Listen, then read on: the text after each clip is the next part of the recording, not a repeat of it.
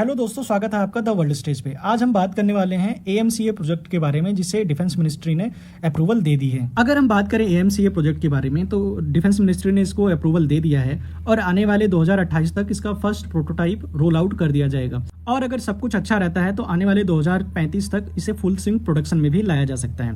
अगर हम बात करें एएमसीए की, यह इंपॉर्टेंट इसलिए है क्योंकि आने वाले कुछ सालों में पाकिस्तान, चाइना दोनों मिलकर J-35 जैसा एक फाइटर एयरक्राफ्ट ऑपरेट करेंगे, जो ट्रू सेंस में चाइना का पहला 5th जनरेशन फाइटर एयरक्राफ्ट होगा। हालांकि देखो, J-20 चाइना पहले से ऑपरेट करता है, लेकिन उसकी 5th जनरेशन कैपेबिलिटी के बारे में बहुत सारे क्वेश्चंस हैं। लेकिन J-35 एक ट्रू सेंस में 5th जनरेशन फाइटर एयरक्राफ्ट होगा चाइना का। अगर पाकिस्तान एयरफोर्स के पास ऐसे फाइटर एयरक्राफ्ट आते हैं तो यह भारत के लिए एक बहुत बड़ा चैलेंज होगा, खासकर भारतीय एयरफोर्स के लिए। अभी अगर देखा जाए तो Pakistan 4th generation fighter aircraft operate करता है, लेकिन इन फ्यूचर जब उसके पास 5th जनरेशन फाइटर एयरक्राफ्ट होगा तो इंडियन एयरफोर्स के ऊपर एक सिग्निफिकेंटली एज होगा। उसी जगह अगर इस एज को मेंटेन करना है तो हमें अपना खुद का 5th जनरेशन फाइटर एयरक्राफ्ट तो चाहिए ही चाहिए। इसी के साथ हमें कुछ ऐसे रडार्स भी चाहिए जो 5th जनरेशन एयरक्राफ्ट को डिटेक्ट कर सकें और उसको इंगेज कर सकें। हालांकि हमारे पास कई सारे ऐसे प्रोजेक्ट हैं जिनमें हम अर्थ होराइजन रडार और स्टेल्थ एयरक्राफ्ट को डिटेक्ट करने जैसी टेक्नोलॉजी पे काम कर रहे हैं, लेकिन इसी के साथ हमें आने वाले समय में हमारी जो 5th जनरेशन फाइटर एयरक्राफ्ट की नीड है उसको जल्दी से जल्दी फुलफिल किया जाना चाहिए।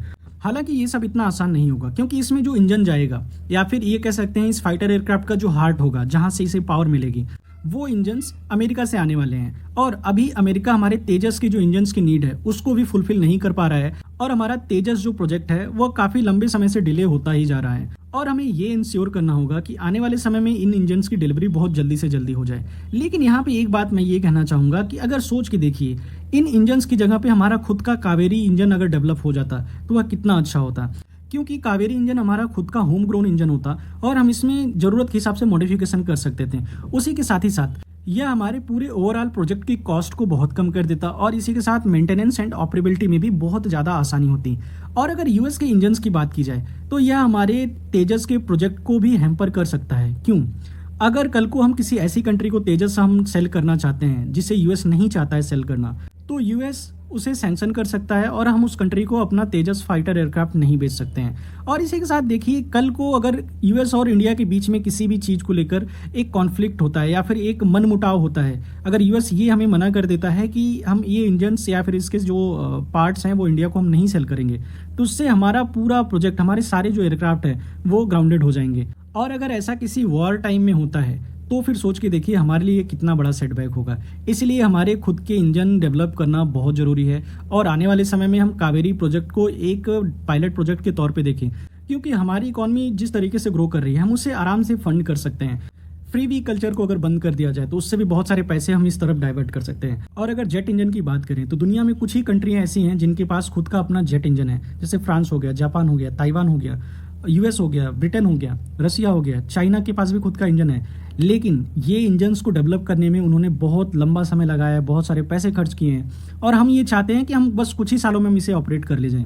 हमें आने वाले समय में अपने जो कावेरी प्रोजेक्ट है उसको, उसके ऊपर पेशेंस दिखाना होगा, उस पर भरोसा दिखाना होगा और उस पर पैसे खर्च करने होंगे, क्योंकि जो जेट इंजन होता है वो एक इंजीनियरिंग मार्वल होता है, इंजीनियरिंग जूल होता है किसी भी कंट्री के लिए, और ये बहुत ही क्रिटिकल टेक्नोलॉजी होती है जिसको डेवलप करने में बहुत लंबा समय लगता है। और हमने पास्ट में भी देखा है, यूएस अगर किसी कंट्री को अपने डिफेंस इक्विपमेंट्स बेचता है तो उसके साथ बहुत सारे स्ट्रिंग अटैच होते हैं। हमने तुर्की के केस में देखा, हमने पाकिस्तान के केस में देखा, और हमने और भी कई सारे हमारे पास एग्जाम्पल्स ऐसे पड़े हुए हैं। उसी के साथ अगर हम यूएस के इंजन्स का यूज करते हैं ना, तो ये कहीं ना कहीं हमारी स्ट्रेटेजिक ऑटोनॉमी को भी हैम्पर करेगा।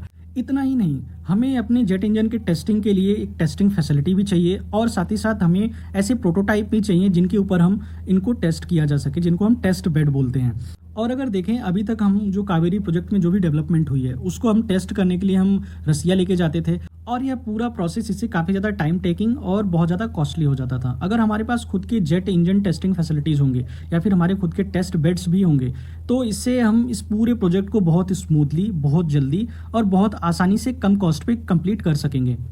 तो दोस्तों, इन सारे मुद्दों पे मेरे ये विचार थे। आपके क्या विचार हैं प्लीज़ कमेंट करके ज़रूर बताइएगा। कोई सुझाव होगा तो उसे ज़रूर बताइएगा। मिलते हैं नेक्स्ट वीडियो में एक नए टॉपिक के साथ। तब तक के लिए जय हिंद, वंदे मातरम।